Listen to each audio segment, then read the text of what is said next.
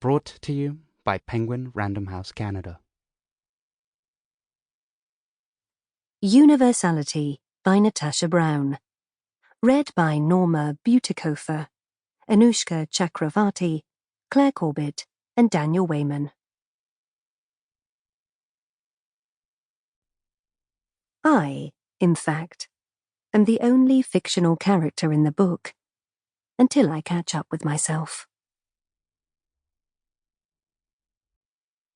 A Fool's Gold. First published in Alison Magazine, 17th of June, 2021. A gold bar is deceptively heavy. 400 troy ounces, about 12.5 kilograms, of ultra-high purity gold formed into an ingot, a sort of slender brick crossed with a pyramid. Holding one such bar on a chilly September evening last year, 30-year-old Jake marveled at its density. How the unyielding sides and edges felt awkward, yet somehow natural in his hands. Behind him, from the main building of a West Yorkshire farm, music and colored lights throbbed against the night sky. Roughly 100 youngsters were partying in defiance of the British government's lockdown restrictions. Jake didn't look back towards the noise, pumping from the farmhouse, where he'd spent most of his fraught 2020. He wasn't even looking at the gold. Not really. The bar in Jake's possession was a London good delivery, literally the gold standard of gold bullion, worth over $500,000. An obscene concept. Jake couldn't quite believe it was possible to hold so much value within his two hands, let alone to wield it, again and again, until his target had finally stopped moving. But it had happened, hadn't it? Yes, it had happened. He couldn't stop himself from staring at the proof, the motionless body lying at his feet. At some point that night, or perhaps as daylight crept in at the edge of the horizon, Jake managed to stop looking and start thinking. He decided to run. In the weeks following Jake's disappearance, the Queensbury and Bradford local papers reported on the events of that night: an illegal rave, the resulting 3 hospitalizations, significant property damage, and an ongoing police investigation. The story was soon forgotten, however, as national focus remained on the COVID-19 pandemic and the government's strategy heading into the challenging winter months. Yet, unraveling the events leading to this strange and unsettling night is well worth the trouble. A modern parable lies beneath, exposing the fraying fabric of British society, worn thin by late capitalism's relentless abrasion. The missing gold bar is a connecting node between an amoral banker, an iconoclastic columnist, and a radical anarchist movement. Of course I want it back. It's my gold. Richard Spencer has not forgotten the events of that night. Indeed, as the legal owner of the farm, he thinks of little else. I want my life back, he complains miserably. The first time I meet Spencer, he sits across from me, his elbows propped against the dull aluminum top of our outdoor dining table. He chose the place, an earnestly ironic American-style diner in London's Covent Garden. The menu lists an £11.50 avo and cream cheese bagel. Spencer wears a deep blue Ted Baker shirt, starchy but unironed, with the sleeves rolled to mid-forearm, lending a disembodied theatrical effect to his expressive hands and wrists.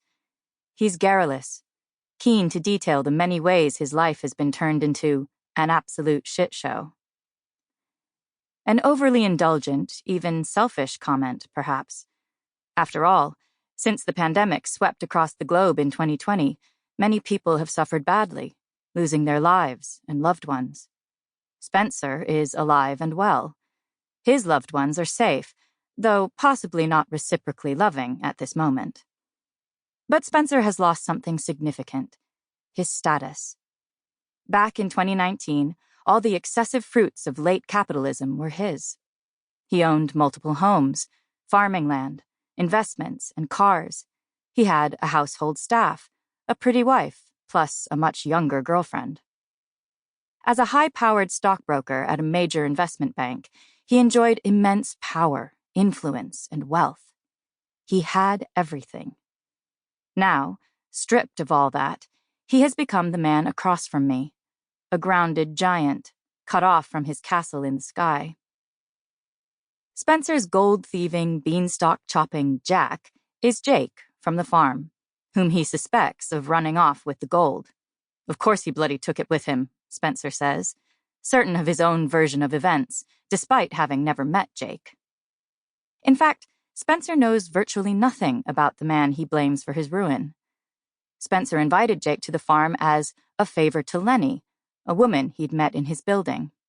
Her friend needed a place to quarantine for a few days, he says simply. Spencer doesn't know much about Lenny, either. She was one of the few who remained in their Kensington apartment block during the lockdown, a time when most residents retreated to secondary homes. Does he know her surname? No. Age? Mature. Her flat number? I couldn't say for certain. What did he actually know about this woman when he decided to hand her the keys to his farm? Well, he hesitates. I knew her pretty well, in a sense. Reluctantly, Spencer will admit to his philandering. He is separated from his wife, Claire, who remains in the family home, raising their 3-year-old daughter Rosie alone. Not exactly alone, he's keen to point out. They have the nanny 4 days a week, and it's not like Claire has a job. Claire and Spencer split in 2019 over his tryst with a colleague 15 years his junior. Typical, he would say that. Claire opens the large front door to her Cobham home one-handed when I stop by days later. A shyly curious toddler clings to her left arm. We sit down at the kitchen table with a pot of filter coffee between us. Little Rosie lies on the soft play mat in the corner, kitted out in stripy leggings, a builder's hard hat, and a glittery tutu, mumbling as she forces plastic trucks to collide. I'm a designer, Claire says. Since Rosie's birth in 2018, Claire has taken on part-time freelance work for a handful of clients. Before that, she worked at a boutique branding agency, after reading art history at Oxford, where she met Spencer. The pair married soon after graduation, spending a few years in London before moving to this exclusive village, favored by footballers and financiers, and starting a family. Claire is sanguine about their separation. People change, don't they? Their house in Cobham never really felt like Spencer's home. He stayed in the city mostly. His hours were so long, it made sense. In recent years, Spencer had begun spending weekends at his Kensington pied-à-terre too. I'm not stupid, Claire says of the affairs. I know what goes on. Still, it wasn't until Claire discovered the extent of Spencer's involvement with a younger colleague that she decided to officially call it quits. There's a line, she says. Spencer had crossed it. In 2015, Spencer's father died after a prolonged illness. That was the beginning of his farm obsession, according to Claire. Every weekend, Spencer would attend auctions or travel to remote towns to view land plots and properties. A late effort, perhaps triggered by grief, to emulate his father. A man's man, who built a successful construction company from the ground up. His dad never quite understood him, Claire says, but Rich idolized the guy. Eventually, Spencer bought Alderton, an old hilltop farm in Queensbury, a quiet West Yorkshire village. Claire didn't think much of the property. It was a complete wreck.